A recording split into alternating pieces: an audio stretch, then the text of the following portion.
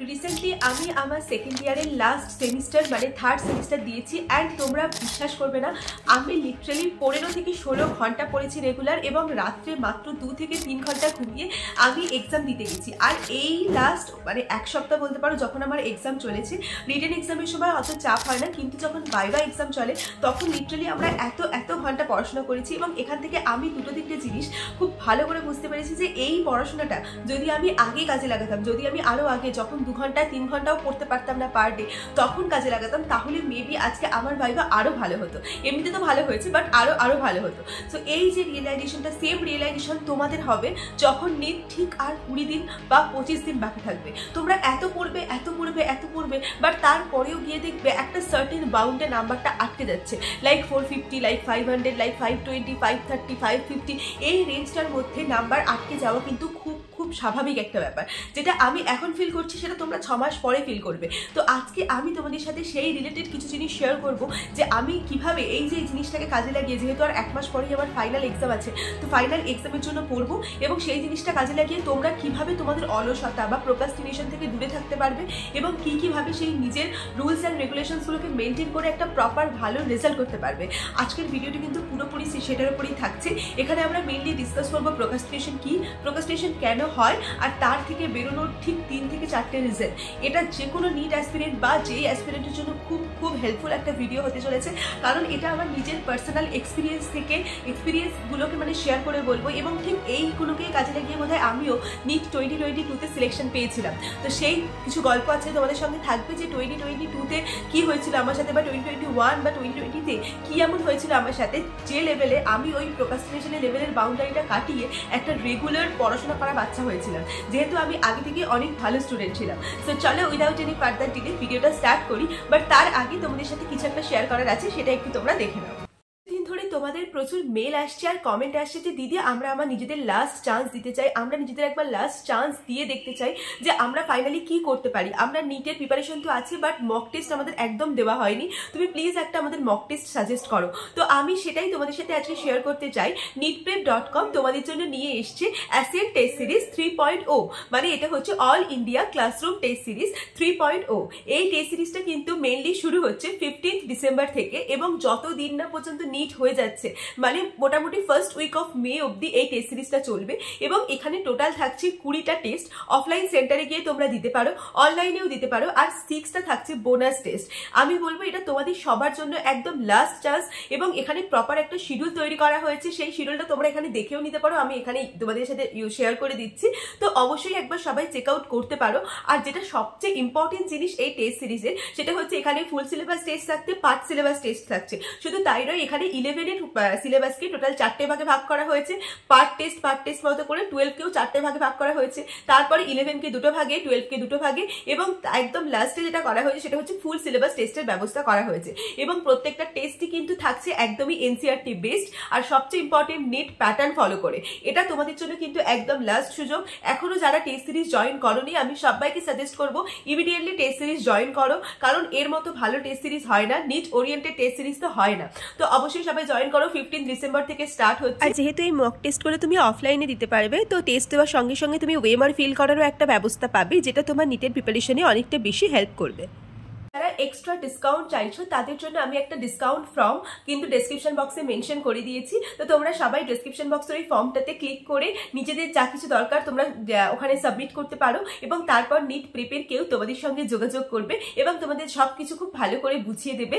আর এর যে পিডিএফটা, মানে এই যে তোমরা সিরিজটা মানে টেস্ট সিরিজটা শিডিউল দেখতে পেলে, সেটার পিডিএফও কিন্তু আমি ডেসক্রিপশন বক্সে দিয়ে দিয়েছি। So go, all the links are given in description box below. সবার প্রথমে তোমাদের আমি একটা কথা বলি যে আমার তো এবারে এক্সাম হলো, ফাইনাল হবে, তারপরে থার্ড ইয়ার আছে, আরও অনেক ইয়ার আছে। তো আমি কিন্তু এই যে ভুলগুলো এখন করছি সেই ভুলগুলো শোধরানোর সময় পাবো, কিন্তু তোমাদের নিট 2025 আর 5 মাস বাকি। তোমরা যদি নিট 2025টা একবার তোমার হাতের বাইরে বেরিয়ে যায় তাহলে কিন্তু তুমি আর কোনো সুযোগ পাবে না। এটা কিন্তু সবসময় মাথায় রেখো, সুযোগ সবসময় আসে না। কখনো কখনো ভগবান তোমাদের একটাই সুযোগ দেয়, কখনো 2টো দেয়, কখনো 3টে দেয়, বাট সুযোগের সৎ ব্যবহার করা, বাট সুযোগটা প্রপারলি কাজে লাগানো, সেটা কিন্তু অনেক বেশি ইম্পর্টেন্ট। তো আজকে সেটা নিয়ে মেইনলি ডিসকাস করব। একদম প্রথমে তোমাদের আমি এটা জিজ্ঞেস করতে চাই, যে কোনো জিনিসে যে প্রোক্রাস্টিনেশন মানুষের কেন হয়, প্রোক্রাস্টিনেশন ওয়ার্ডটার মানে কি? প্রোক্রাস্টিনেশন আর কিচ্ছু না, মানে হচ্ছে অলসতা। তুমি যে কাজটা করছো সেই কাজটা তোমার করতে ভালো লাগছে না।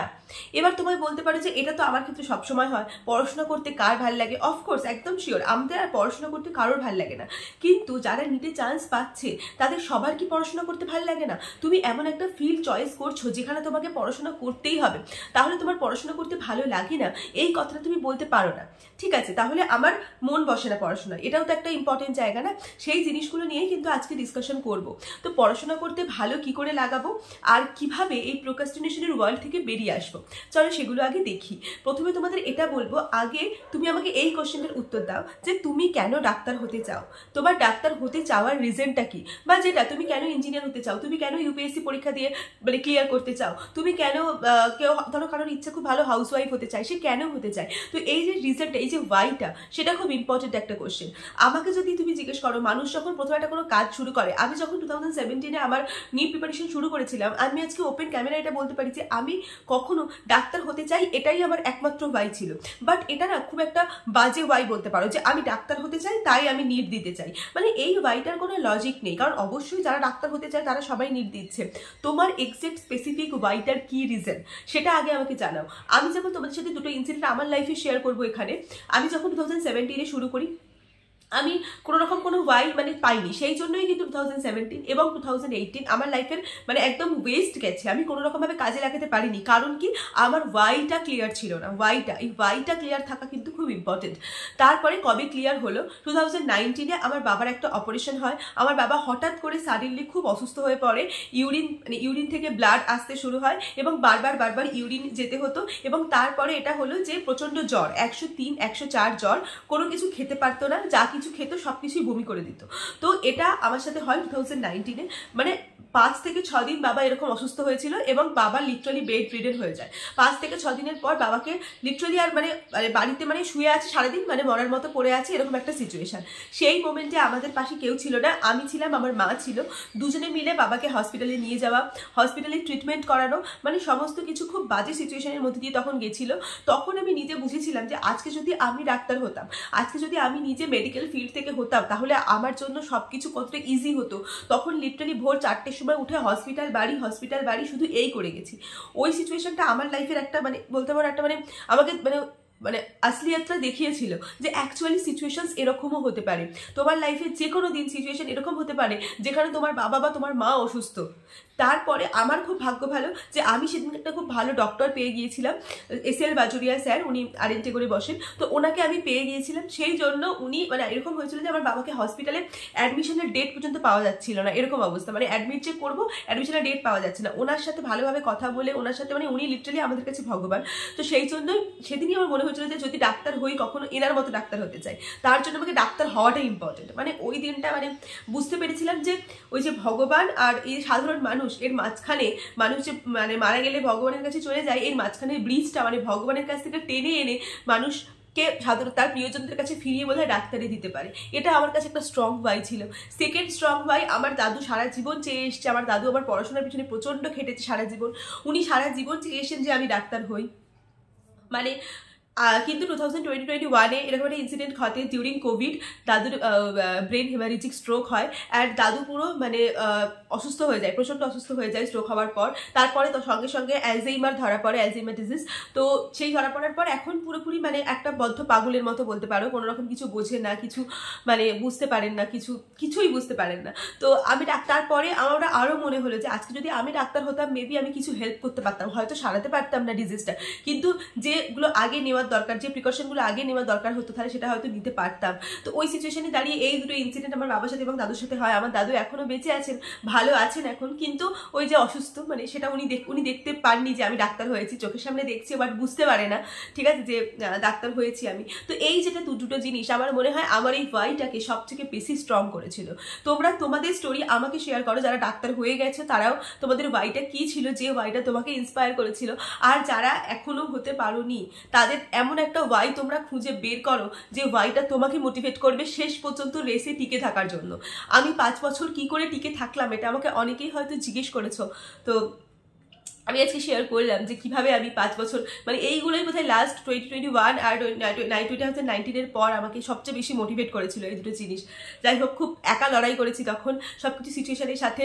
বিশেষ করে সবসময় সিচুয়েশন তোমার ফেভারে থাকবে না। ইভেন আমি তোমাদের বলতে চাই 70 to 80% কেসেই সিচুয়েশন তোমার ফেভারে থাকবে না, এটা খুবই স্বাভাবিক, ঠিক আছে। সো আই গেস তোমাদের আমি যেটা বললাম, তোমাদের ওয়াইটা তোমাদেরকে ক্লিয়ার করতে হবে। নেক্সট আমি আরেকটা ইনসিডেন্ট তোমার সাথে আমি শেয়ার করবো, যেটা সেকেন্ড পয়েন্ট হিসেবে আমি ইউজ করতে চাই। সেটা হচ্ছে তোমার ওয়াইটা কেমন হওয়া উচিত। তো আমি সবার আগে এটা বলবো যে তোমার ওয়াইটা যেন ছোট না হয়। আমি কিন্তু প্রচুরবার নার্সিংয়ে চান্স পেয়েছি, প্রচুরবার। প্রথম যেদিন থেকে এক্সাম দিই সেদিন থেকে আমি নার্সিংয়ে চান্স পেয়েছি।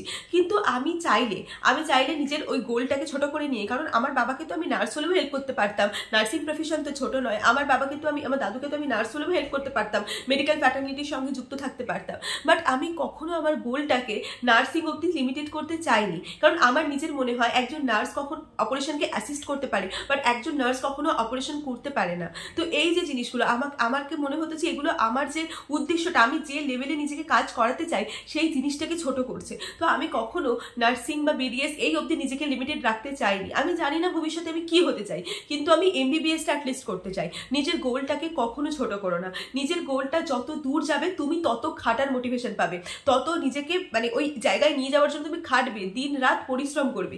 এই যে জিনিসটা খুব ইম্পর্টেন্ট। আরেকটা যেটা থার্ড পয়েন্টে আমি বলবো সেটা হচ্ছে, একটা জিনিস না লং টার্ম গোল হয়, একটা শর্ট টার্ম গোল হয়, কিন্তু সেই গোলের যে পারপাস সেটাকে তুমি কিভাবে সেট করবে। প্রথম কথা মানে দুটো জিনিস আমি বলবো। 1 নম্বর, তুমি নিজেকে আজ থেকে 3 বছর 4 বছর 5 বছর বা 50 বছর পরে লোকে তোমাকে কিভাবে চিনবে, 1 নম্বর। 2 নম্বর, তোমার বাবা মা তোমার পরিচয় নিজেকে কিভাবে পরিচিত করবে, তোমার বাবা মাকে তুমি কিভাবে হ্যাপি করবে। একদমই আমি এটা বলিনি শুধুমাত্র ডাক্তার হতে পারলেই নিজের বাবা মাকে হ্যাপি করা যায়, না, একদমই না। বাট তোমার বাবা মা, আমার মনে হয় যে কোনো বাবা মা একমাত্র সাকসেস মানে তার ছেলে মেয়েকে সাকসেসফুল হতে দেখলে হ্যাপি হয়, কারণ তারা মনে করে আমরা যে না পাওয়াগুলো সেগুলো আমাদের ছেলে মেয়ের মধ্যে দিয়ে প্রকাশ পাচ্ছে। তো সেই জন্য আমি বলবো যে নিজের বাবা মাকে হ্যাপি করার চেষ্টা করো। সেটা তুমি যে কোনোভাবে করতে পারো। তুমি মানে মাঠে চাষাবাদ করেও বাবা মাকে হ্যাপি রাখতে পারো, তুমি আইটি সেক্টরে 9 to 5 জব করে বাবা মাকে হ্যাপি রাখতে পারো, তুমি ডাক্তার হয়ে বাবা মাকে হ্যাপি রাখতে পারো। বাট নিজের গোলটা এইভাবে সেট করো যেন তুমি বাবা মাকে হ্যাপি রাখতে পারো, ঠিক আছে। নেক্সট, এটা লং টার্ম শর্ট টার্ম নিয়ে তোমাদের বলছিলাম। আমরা যখন কোনো প্রোক্রাস্টিনেশনের একটা অন্যতম কারণ হচ্ছে আমাদের কোনো প্রপার গোল থাকে না।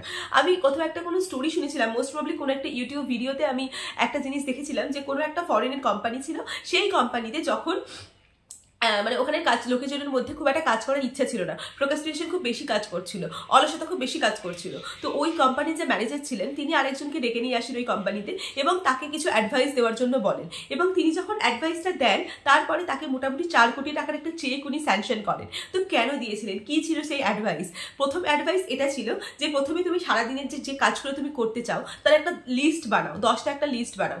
তারপরে সেই 10টা লিস্ট থেকে যে কোনো টপ 6 তুমি পরের দিন করবে, মানে প্রথম করবে, যেদিন তোমার ডে 1 শুরু হচ্ছে সেই দিন করবে, সেটা আগে আলাদা করে নাও, টপ প্রায়োরিটি লিস্ট। তারপরে সেইটা থেকে টপ 3 প্রায়োরিটি লিস্ট তুমি আলাদা করে নাও, সেটা তোমার প্রথম দিনের প্রথম 3টে কাজ যেন তোমার সেইটা হয়। এইভাবে কিন্তু গোল সেট করতে হয়, নিজের প্রপার টপ প্রায়োরিটাইজ লিস্টগুলোকে বানাতে হয়। তারপরে সেই 10টা কাজ যতক্ষণ কমপ্লিট হবে, যেটা ধরো একদিনে তুমি 6টা কাজই করতে পারলে, বাকি 4টে তুমি আগে পরের দিনের টপ প্রায়োরিটিতে নিয়ে যাও। এইভাবে তুমি যদি প্রতিদিন প্রায়োরিটিটাকে নিজে সেট করতে থাকো তাহলে আমার মনে হয় যে মানে তোমার থেকে বেশি সাকসেসফুল আর কেউ হতে পারবে না, কারণ নিজের লাইফে প্রায়োরিটি সেট করাটা খুব ইম্পর্টেন্ট। আমি ধরো আজকে বাড়িতে এসে কি করবো, আমাকে ধরো প্যাথোলজি পড়তে হবে, ফার্মাকোলজি পড়তে হবে, ফিজিওলজি পড়তে হবে, অ্যানাটমি পড়তে হবে, প্লাস তার সঙ্গে সঙ্গে আমাকে ধরো আজকে ভিডিও শুট করতে হবে। এইভাবে যে একটা মানে লিস্টিং করে নেওয়া, এটা কিন্তু খুব বেশি ইম্পর্টেন্ট। কারণ তুমি যদি নিজের প্রপারলি লিস্টিং না করতে পারো, নিজের প্রপারলি অ্যানালিসিস না করতে পারো, তুমি তো জানোই না যে তোমার কি কাজ করতে হবে, কি কাজ করতে হবে না। নিজের গোলটা যদি ক্লিয়ার না থাকে কখনোই ডেস্টিনেশন অবধি কিন্তু পৌঁছানো যায় না। তো আমি জানি সবাইকে বলবো যে তোমরা এরকম একটা লিস্ট বানাও, যেখান থেকে টপ প্রায়োরিটি লিস্ট বেছে নিয়ে শুরু করে দাও, জাস্ট শুরু করো, ঠিক আছে, এটা খুব ইম্পর্টেন্ট।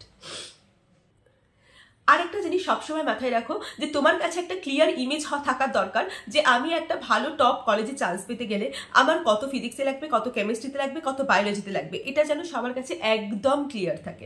নেক্সট আমি একটা ইনসিডেন্ট তোমাদের সাথে শেয়ার করবো, এটা বলবে, এটাও আমি কোনো একটা ভিডিওতেই দেখেছিলাম, যেখানে এরকম বলা হয়েছিল যে ধরো কোনো একজন অনেকগুলো বাচ্চা ছিল ছোটবেলার কিন্ডারগার্টেন স্কুলে, তো তাদেরকে কি করা হয়েছিল, একটা ঘরের মধ্যে হোয়াইট পেপারে মোড়া ফোমের একটা ঘরের মধ্যে বন্ধ করে দেওয়া হয়েছিল এবং সেখানে জাস্ট একটা ইমার্জেন্সি সুইচ রাখা ছিল, বাকি আর কোথাও বেরোনোর জায়গা ছিল না, কিছু ছিল না।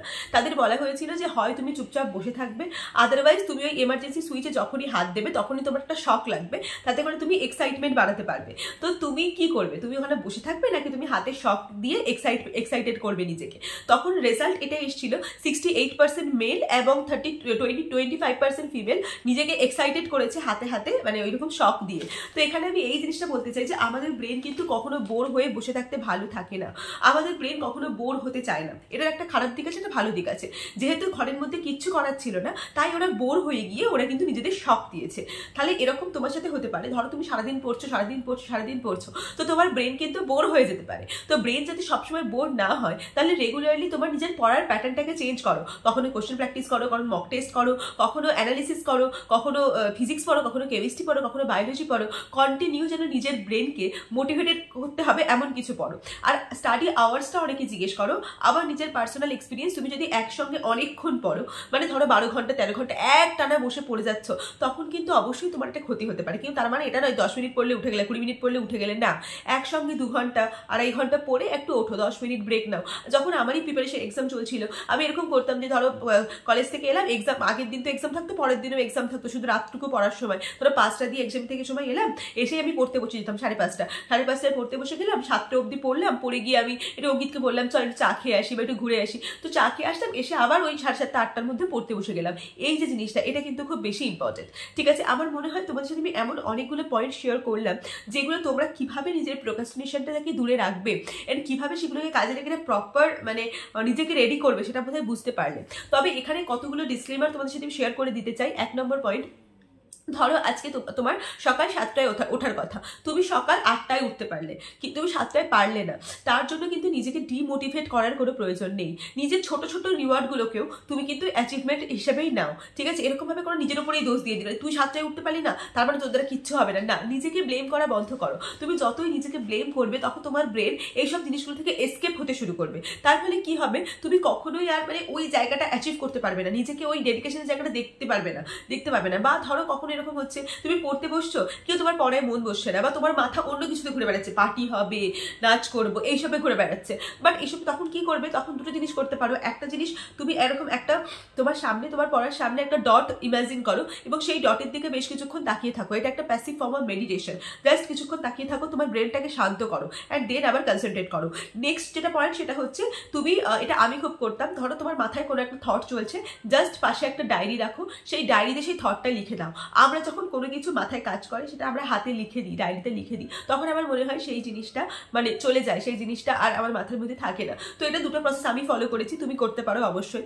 আর যখন পড়বে, সামনে একটা শান্ত মূর্তি, অনেকে জল ভর্তি বোল রাখে, মানে একটা বোল মানে হচ্ছে বাটি রাখে সামনে জল ভর্তি, বা অনেকে বুদ্ধ মূর্তি রাখে। আমি পার্সোনালি বুদ্ধ মূর্তি রাখি, কারণ আমার মনে হয় এতে বেটার, আমার কনসেন্ট্রেশন বেটার হয়। আর প্রোক্রাস্টিনেশনস একটা খুব আমি বলবো যে মানে টেম্পোরারি জিনিস, আবার পার্মানেন্ট জিনিসও। আমার ক্ষেত্রে 2 বছর আমি শুধু প্রোক্রাস্টিনেট করেই কাটিয়ে দিয়েছিলাম। এটা কিন্তু মানে যে কোনো টাইম হতে পারে। মানে আবার এরকমও হতো অনেক সময়, আমি নিট 2022 যখন প্রিপারেশন নিই, 1 দিন 2 দিনই আমি প্রোক্রাস্টিনেট করে ফেলতাম, হয়ে যেত। এটা হতেই পারে, 1 দিন 2 দিনের প্রোক্রাস্টিনেশনটাকে হতেই পারে বলে কাটিয়ে দাও, কিন্তু যেটা লং টার্ম হচ্ছে তুমি 1 সপ্তাহ ধরে শুধু প্রোক্রাস্টিনেটই করে যাচ্ছ, এটা যেন কোনোভাবেই না হয়। ঠিক আছে, তো আই গেস তোমাদের সাথে আমি অনেক কিছু জিনিস আজকে শেয়ার করতে পারলাম, তোমাদের why, what and how to do, like how to clear this like procrastination বা how to overcome this procrastination, এই জিনিসটা তোমাদের সঙ্গে শেয়ার করতে পারলাম। সো এটা আমি একটা মানে তুমি বলতে পারো যে আমি এখন থেকে তোমার মানে ডিসেম্বর মাসটা, আমি যেহেতু জানুয়ারি মাসে আমার পরীক্ষা থাকবে এবং ডিসেম্বর জানুয়ারি মাসটা খুব ভাইটাল একটা সময় নিট প্রিপারেশনের সময়, তো এই মাসে আমি চেষ্টা করবো তোমাদের সাথে একটু বেশি ভিডিও শেয়ার করে দেওয়ার, মানে যাতে তোমরা অনেকটা মানে নিজেকে রেডি করতে পারো। অনেকগুলো স্ট্র্যাটেজি থাকবে, পরপর strategy video, physics strategy, chemistry strategy, biology strategy, individual strategy আসছে খুব তাড়াতাড়ি চ্যানেলে। সো স্টে টিউন থাকো। আর কি ভিডিও দেখতে চাও সেটাও কমেন্ট করে জানাও। আর আজকের ভিডিওটা একটু অন্যরকম, একটু ইনফরমেটিভ করার চেষ্টা করলাম, কেমন হয়েছে অবশ্যই জানিও। সো দেখা হচ্ছে পরের ভিডিওতে খুব তাড়াতাড়ি। বাই, পড়তে থাকো ততক্ষণ পর্যন্ত।